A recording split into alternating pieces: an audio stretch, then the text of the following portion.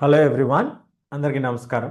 So ఈరోజు మనం discuss చేయబోయే టాపిక్ పొలిటికల్ పార్టీస్. ఇది చాప్టర్ 4గా ఉంది మనకి ఇప్పుడున్నటువంటి సిలబస్ ప్రకారం. సో ఉన్నటువంటి జెండర్, రిలీజియన్ అండ్ కాస్ట్ ఇది మనకి ఇంటర్నల్ టాపిక్గా వస్తుంది కాబట్టి ముందు ఎగ్జామ్ టాపిక్స్ మొత్తం కవర్ చేసుకున్న తర్వాత ఇంటర్నల్ టాపిక్స్ గురించి కూడా చేసుకునే ప్రయత్నం చేద్దాం. సో సివిక్స్లో పొలిటికల్ పార్టీస్ అనేటువంటిది చాలా ఇంపార్టెంట్ టాపిక్. గ్యారంటీగా మనకి క్వశ్చన్స్ అనేది వచ్చేటువంటి అవకాశం ఖచ్చితంగా ఉంది. So what are political parties? What is the meaning of a political party? What are the functions of a political party? అట్లాగే మనకి వాట్ ఈస్ ద నెసెసిటీ, అసలు ఎందుకు పొలిటికల్ పార్టీ అనేది ఉండాలి? ఇట్లాంటి 3 ఆస్పెక్ట్స్ని మనం ఈ సెషన్లో కవర్ చేసే ప్రయత్నం చేద్దాం. So let's get started without any further delay. Let me share my screen.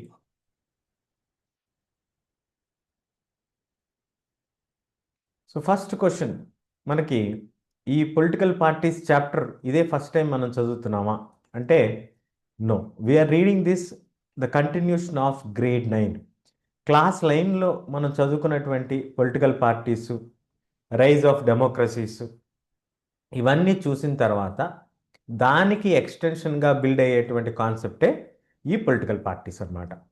So political పార్టీస్లో మనకి ఇంతకు ముందు ఇచ్చినటువంటి ఐడియా ఏంటంటే కాన్స్టిట్యూషనల్ డిజైన్ ఎట్లా ఉంటుంది, అట్లాగే మనకి ఎలక్టోరల్ పాలిటిక్స్, ఈ 2 టాపిక్స్ ద్వారా మనకి పొలిటికల్ పార్టీస్ అట్లాగే ఈ యొక్క ఎలక్షన్ సిస్టమ్ గురించి ఒక ఐడియా వచ్చింది. తర్వాత పార్లమెంటరీ విధానం గురించి ఒక డిస్కషన్ చేసుకున్నాం. ఇప్పుడు మనం తీసుకున్నట్లయితే why do we need political parties? So this is the fundamental question what we are going to address in the first part. Why do we need political parties? Political parties are the most visible institutions in democracy. మనకి ఎక్కడైనా democratic setup ఉంది అనేటువంటి దానికి ఒక బండ గుర్తుగా చెప్పుకోవాలి, కనిపించేటువంటి చిహ్నాలు ఏమిటి అని అంటే పొలిటికల్ పార్టీస్. డెమోక్రసీకి పొలిటికల్ పార్టీస్ కనిపించేటువంటి చిహ్నాలు. సో మోస్ట్ ఆర్డినరీ సిటిజన్స్ దృష్టిలో గనక మనం తీసుకున్నట్లయితే democracy is equal to political parties. కొన్ని గ్రామీణ ప్రాంతాలకి లేదా ఇంటీరియర్ రిమోట్ ప్లేసెస్ కనుక మనం వెళ్తే, where we have lot of uneducated people, education ప్రాపర్గా లేనటువంటి వాళ్ళు, ఇలాంటి వారిని కనుక మనం తీసుకున్నట్లయితే వాళ్ళకి గవర్నమెంట్ అంటే, కాన్స్టిట్యూషన్ అంటే ఏమీ కూడా క్లారిటీ ఉండేటువంటి అవకాశం లేదు, తెలిసేటువంటి అవకాశం కూడా లేదు. మేబీ ఈరోజు ఉన్నటువంటి టెక్నాలజీతో కొంత ఐడియా అయితే రావచ్చేమో కానీ, but in their understanding according to them it is more visible is the political party. Constitution గురించి తెలిసినా తెలియకపోయినా, లేకపోతే ప్రభుత్వం గురించి తెలిసినా తెలియకపోయినా, the most thing which is visible for them is a political party. కాబట్టి ఈ విధంగా మనకి ఇళ్లపైన చిహ్నాలు, గ్రామీణ ప్రాంతాల్లో డామినెంట్గా మనకి ఇలాంటి చిహ్నాలు కనిపిస్తూ ఉంటాయి. ఇవి అఫీషియల్గా బ్యాన్ అయినప్పటికీ కూడా కొంత ఇలాంటి చిహ్నాలు మనకి విజిబిలిటీగా కనిపించేటువంటి చిహ్నాలుగా మనం చెప్పుకోవచ్చు. To be very critical, they blame for everything political parties. మరొక ఆస్పెక్ట్ కూడా ఉంది, వాళ్ళకి తెలిసిందే రాజకీయ పార్టీ. ఆ రాజకీయ పార్టీలు కూడా వాళ్ళకు ఉండేటువంటి ప్రతి సమస్యకి, రోడ్లు బాగాలేదు, కరెంటు బాగాలేదు, వీటన్నిటికీ కూడా కారణం రాజకీయ పార్టీలే అనేటువంటి అంశం కూడా వాళ్ళు నమ్ముతూ ఉంటారు. వాస్తవానికి అక్కడున్నటువంటి సిట్యుయేషన్ ఏంటో మనకు తెలియదు, కానీ వాళ్ళందరూ నమ్మేది ఏంటంటే for everything that is going wrong in our democracy, it is the political people, political parties that are doing it. So సమాజంలో జరిగేటువంటి సోషల్ డివిజన్స్ కానీ, ఈ ప్రాక్టీసెస్ ఇవన్నీ కూడా రాజకీయ నాయకులే చేస్తున్నారు అనేటువంటి ఒక ఒపీనియన్ కూడా వాళ్ళు కలిగి ఉంటారు. So it's natural to ask then, why do we need political parties at all? మరి ఇలా అనుకునేటప్పుడు మరి రాజకీయ పార్టీలు అసలు మనకి ఎందుకు? సమాజంలో జరిగేటువంటి సమస్యలకి ఇది కారణం అని చెప్తున్నప్పుడు, అనుకున్నప్పుడు పోనీ అలాంటి పొలిటికల్ పార్టీస్ అవసరమా అనేటువంటి ఒక ప్రశ్న కూడా మనకు వస్తుంది. వాస్తవానికి 100 ఏళ్ల క్రితం అంటే 100 ఇయర్స్ క్రితం కనుక మనం చూసుకున్నట్లయితే there is no political party in any country in the world. కానీ ఈ రోజుల్లో మీరు గమనిస్తే without political party there is no system, either it is democratic system or any other system. ఏ సిస్టంలో చూసుకున్నా మీకు అసలు డెమోక్రసీ లేనిటువంటి సిస్టమ్ తీసుకున్నా కూడా రాజకీయ పార్టీలు అనేవి మనకు కనిపిస్తూ ఉంటాయి. అసలు ఏమిటయ్యా ఈ రాజకీయ పార్టీలు? ఒకలేమో అన్ని సమస్యలకి కారణం ఇదే అంటున్నారు, మరొకరేమో డెమోక్రసీ అంటేనే రాజకీయ పార్టీలు అంటున్నారు, ఒకవేళ డెమోక్రసీ లేకపోయినా రాజకీయ పార్టీలు ఉంటాయి అంటున్నారు.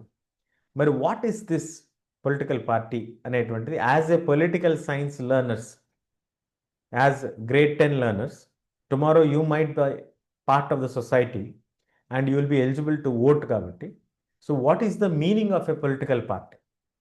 A political party is a group of people who come together to contest elections and hold power in government. ఒక సమూహంగా ఏర్పడి వాళ్ళు ఎలక్షన్లో పార్టిసిపేట్ చేసి అధికారంలోకి రావటమే వాళ్ళ యొక్క లక్ష్యంగా పనిచేస్తారు. అలాగని ఇప్పుడు వేరే గ్రూప్స్ కూడా మనం కన్సిడర్ చేస్తామా అండి అంటే నో. హింసని ప్రేరేపించే ఎటువంటి గ్రూప్స్ని కూడా మనం పొలిటికల్ పార్టీస్లో కన్సిడర్ చేయం, అవి వేరే మార్గం కిందకు వస్తాయి. So we are not getting into that discussion. ఎందుకని అని అంటే మనకి వాళ్ళు ఏమని చెప్తారు, మేము అధికారంలోకి వస్తే we will bring these policies, these methods, these systems అనేటువంటి ఒక ప్రామిసెస్ చేసి ఒక డిఫరెంట్ వ్యూతో డిఫరెంట్ గ్రూప్స్ అనేవాళ్ళు రావటం మనం గమనించుకోవచ్చు. సో రాజకీయ పార్టీలు జనరల్గా మీటింగ్స్ ఇట్లా వేదికలపైకి ఎక్కి వాళ్ళ యొక్క ప్రచారాలని చేయటం మీరందరూ కూడా గమనించే ఉంటారు. సో మీకు తెలిసిన రాజకీయ పార్టీ రీసెంట్గా జరిగినటువంటి మీటింగ్ని ఒకసారి కమెంట్ సెక్షన్లో తెలియజేయండి. సో ఆల్ పార్టీస్ పర్సువేడ్ పీపుల్, అన్ని పార్టీలు కూడా ఈ పార్టీ ఆ పార్టీ అనేటువంటిది లేదు. నాకు వ్యక్తిగతంగా ఏ పార్టీ పట్ల కూడా ద్వేషం కానీ ఆసక్తి కానీ చూపించేటువంటి అవసరం ఇక్కడ లేదు. కానీ ఉన్నటువంటి డెఫినేషన్ అయితే చెప్పాలి కాబట్టి ఆల్ పార్టీస్ ట్రై టు పర్సువేడ్ అంటే ఒక పార్టీ ఎప్పుడైనా కూడా ప్రజల్ని తమ వైపుకు తిప్పుకునేటువంటి ప్రయత్నం, తమకి ఓటు వేసేటువంటి ప్రయత్నం ఖచ్చితంగా చేస్తుంది. రాజకీయ పార్టీ ప్రధానమైనటువంటి లక్ష్యం ఏంటి అంటే అధికారంలోకి రావటమే. అధికారంలోకి రావటానికి వస్తే మేము ఏం చేస్తాము అనేటువంటి పాలసీస్ని ఎక్స్ప్లెయిన్ చేయటం ద్వారా వాళ్ళు తమకున్నటువంటి ఐడియాలజీని ప్రజలకి తెలియజేసి ఓ ఇలాంటి నాయకుడు వస్తే బాగుంటుంది అనేటువంటి ఒక ఒపీనియన్కి ఖచ్చితంగా తీసుకెళ్తారు. ఇది జరిగేటువంటి క్రమంలోనే మనకి parties reflect the political divisions in the society. సమాజంలో ఉన్నటువంటి రాజకీయ డివిజన్స్, ఈ పార్టీ ఫేవరెట్ పర్సన్ లేదా ఆ పార్టీకి అనుకూలంగా ఉండేటువంటి సభ్యులు అనేటువంటి ఒక గ్రూపింగ్ అనేది ఏర్పడుతుంది. దాన్ని మనం పొలిటికల్ డివిజన్గా పిలవటం జరుగుతుంది. So parties are about part of a society. Parties ఎక్కడి నుంచో బయట నుంచి రావు, ఆకాశంలో నుంచి రాలేదు, మరి ఎక్కడి నుంచి వచ్చారు? Parties have come from with in the society. సమాజంలో ఉండేటువంటి కొంతమంది వ్యక్తులే కలిసి సమాజంలో కొంత మార్పు తీసుకురావాలనేటువంటి ఒక లక్ష్యంతో, అధికారం చేపట్టాలి అనేటువంటి ఒక ఆలోచనతో వాళ్ళందరూ ఒక ఐడియాలజీని ఫ్రేమ్ చేసుకొని ఆ ఐడియాలజీ ద్వారా వాళ్ళు అధికారంలోకి వచ్చారు. ఎవరైతే వాళ్ళు పార్టీకి బాగా లాయల్గా ఉంటారో, సపోర్టర్స్గా ఉంటారో వాళ్ళని మనం 3 కేటగిరీస్గా విభజించుకోవచ్చు. అంటే ఫస్ట్ది ఏంటంటే పార్టీషన్షిప్. ఈ పార్టీషన్షిప్ ఏంటి అంటే a person who is strongly committed to a party. నాకు ఈ పార్టీ అంటే బాగా ఇష్టమండి, నాకు పలానా నాయకుడు అంటే బాగా ఇష్టమండి అని అన్నారనుకో, అంటే నేను ఆ పార్టీ యొక్క పార్టీషన్. పార్టీషన్ అంటే ఏంటి? నేను ఆ పార్టీకి అనుకూలంగా ఉంటాను అనేటువంటిది బహిర్గతంగా చెప్పగలుగుతాం. అలా కొంతమంది ఉంటారు. సో వాళ్ళలో కొంతమంది లీడర్స్ ఉండొచ్చు, కొంతమంది యాక్టివ్ మెంబర్స్, వాళ్ళు ఎలక్షన్స్లో కంటెస్ట్ చేయరు కానీ డామినెంట్గా కనిపిస్తూ ఉంటారు. అలాగే ఫాలోవర్స్, ఓటేసేటువంటి మనలాంటి సామాన్యులు కానీ ఎవరైనా ప్రచారానికి వెళ్ళేటువంటి వాళ్ళు కానీ వీళ్ళందరూ కూడా ఫాలోవర్స్గా ఉంటారు. రాజకీయ పార్టీ అనేది ఎందుకు మనకి ఈరోజు డెమోక్రటిక్ సిస్టంలో అంత ప్రిడామినెంట్గా కనిపిస్తుంది అని అంటే, రాజకీయ పార్టీలు లేకుండా ఈరోజు ఉన్నటువంటి వ్యవస్థల్లో ఏ వ్యవస్థ అయినా సరే అది ప్రజాస్వామ్య వ్యవస్థ కాకపోయినప్పటికీ ఎక్కడా కూడా మనకి రాజకీయ పార్టీలు లేకుండా జరిగేటువంటి పరిస్థితి లేదు. వాస్తవానికి మనం ఈరోజు చూస్తే ప్రతి దేశంలో whether it is democratic or not, in every country we have a political party. What is this political party? A group of people coming together with the ultimate purpose of contesting in the elections and winning the political power in the system within the defined system parameters. ఆ system చెప్పినటువంటి పరిధుల్లో నుంచే వాళ్ళు contest చేయడం జరుగుతుంది. So ఈ విధంగా ఉన్నటువంటి గ్రూప్స్లో మనకి ఎవరైతే అనుకూలతగా ఉంటారో వాళ్ళని 3 కేటగిరీలుగా మనం విభజించాం. What is the meaning of a political party మనం నేర్చుకున్నాం. ఫాలోవర్స్ అన్నాం, లీడర్స్ అన్నాం, అట్లాగే మరి మనకు తెలిసినటువంటి యాక్టివ్ మెంబర్స్, ఎవరైతే యాక్టివ్గా పనిచేస్తుంటారో వాళ్ళని యాక్టివ్ మెంబర్స్ అని పిలవటం జరుగుతుంది. సో అలా ఉన్నప్పుడు మరి దీని ఫంక్షన్స్ ఏంటండి? ఓకే, రాజకీయ పార్టీలు అంటే ఏంటో మేము తెలుసుకున్నాం. దాని యొక్క ఫంక్షన్స్ ఏంటి అనేది మనం చూసుకుంటే, ఫస్ట్ ఫంక్షన్ వచ్చి to contest in the elections. వాళ్ళ ఫస్ట్ డ్యూటీ ఏంటి అంటే to contest in the elections. వాళ్ళ ప్రైమ్ మోటో ఏంటి? ఎలక్షన్స్లో పార్టిసిపేట్ చేయాలి, ఎలక్షన్స్ గెలవాలి, అదే కదా. కాబట్టి ఎనీ పొలిటికల్ పార్టీ, ఏ క్యాండిడేట్ అయినా ఐదర్ పార్టీ క్యాండిడేట్ నిలబెడుతుంది లేదా పార్టీలోకి క్యాండిడేట్ వెళ్ళి క్యాండిడేట్ నిలబడటం జరుగుతుంది. సో ఇన్ దాట్ వే మనకి యూఎస్ఏలో డామినెంట్గా 2 పార్టీ సిస్టమ్ ఉంది, ఇండియాలో మల్టీ పార్టీ సిస్టమ్ ఉంది. సో పార్టీ టాప్ లీడర్స్ వాళ్ళ లిస్ట్ ప్రిపేర్ చేసి పంపిస్తుంటారు. So parties put forward their policies and programmes.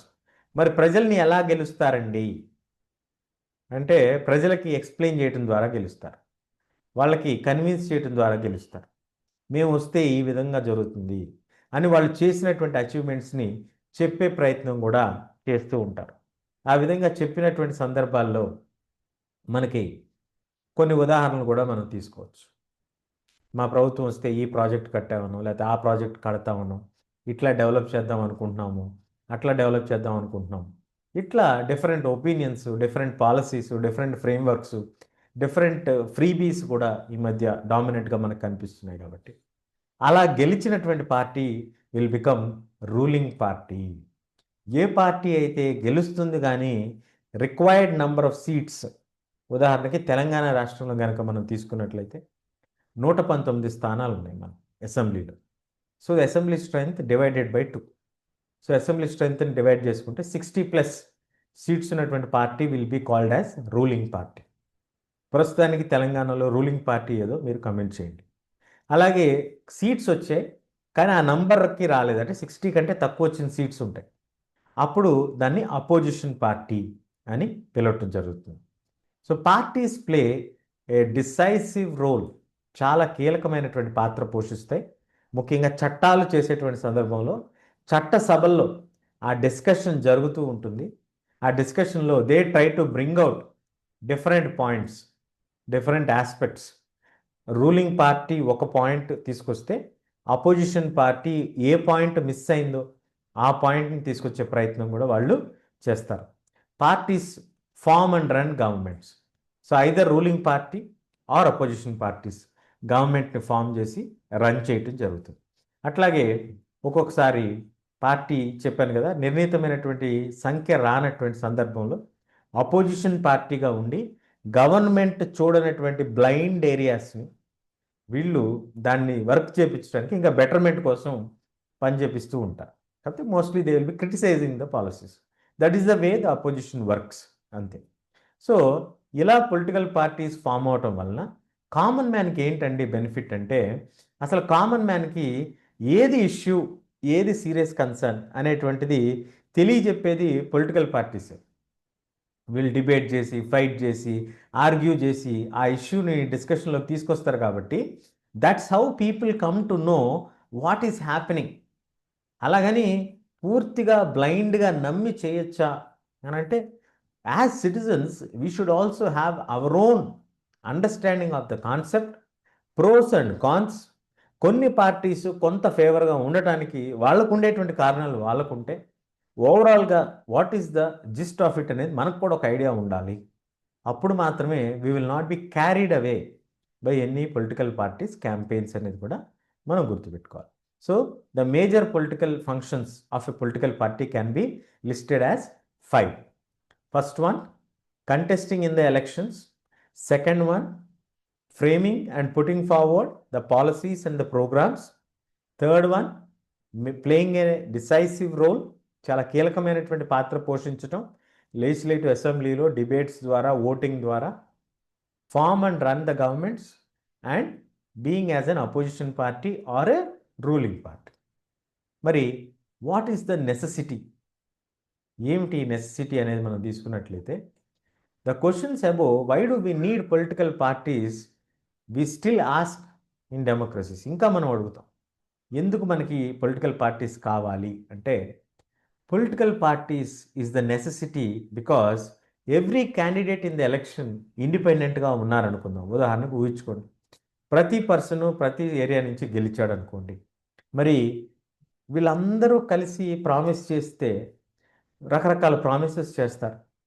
ఈ రకరకాల ప్రామిసెస్ చేసినప్పుడు ఎవరు గవర్నమెంట్ని ఫామ్ చేయాలి, ఎవరు అపోజిషన్లో ఉండాలి, ఎవరు దాన్ని లీడ్ చేస్తారు, ఎవరికి వీళ్ళు అకౌంటబుల్గా ఉంటారు, ఇట్లాంటి ప్రశ్నలన్నిటికీ సమాధానమే ఒక రాజకీయ పార్టీ.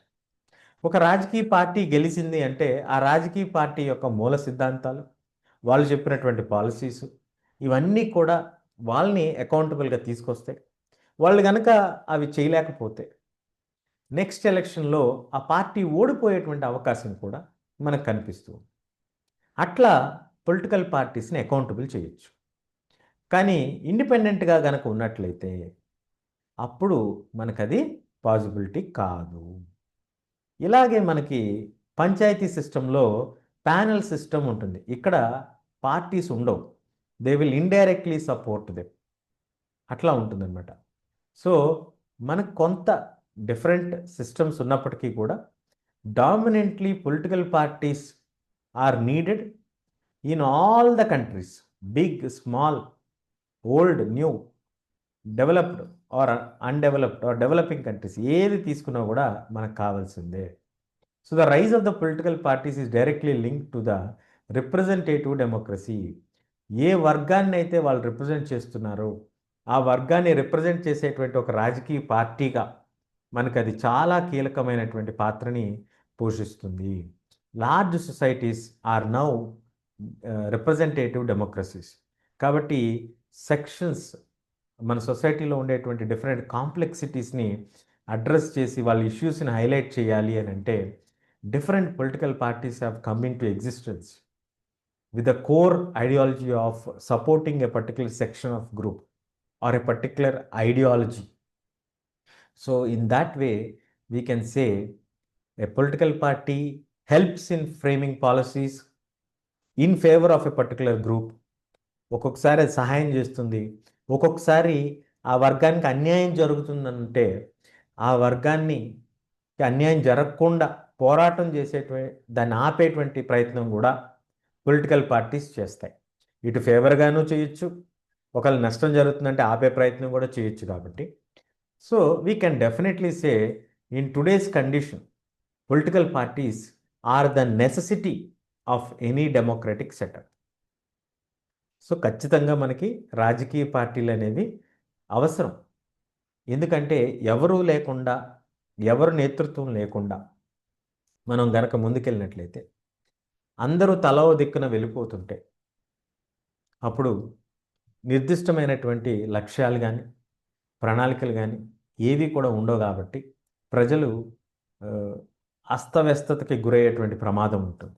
కాబట్టి ఏదో ఒక రాజకీయ పార్టీ, దానికి ఒక నాయకుడు, దానికి కొన్ని సిద్ధాంతాలు అనేటువంటి వ్యవస్థ ఉండటం అనేది మంచిది. అది మంచిదా కాదా ఆ పార్టీ తాలూకా లక్షణాల గురించి నేను మాట్లాడలేదు. రాజకీయ పార్టీలు అనేటువంటివి ఎందుకు అవసరం మనకి డెమోక్రాటిక్ సెటప్లు అనేటువంటి దాన్ని మనం డిస్కస్ చేసుకున్నాం. So we learned what is a political party, why do we need political parties, what is the structure of a political party, and what are the functions of political parties. And we also learned what will happen if the political parties are not existing in the system, either it is democratic or non-democratic. Hope you all got the clarity on the concept.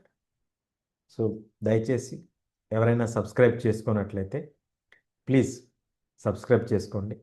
మన తెలుగు పిల్లలందరికీ reach అవ్వటంలో ఇది మనకు ఖచ్చితంగా support చేస్తుంది అని నేను నమ్ముతున్నాను.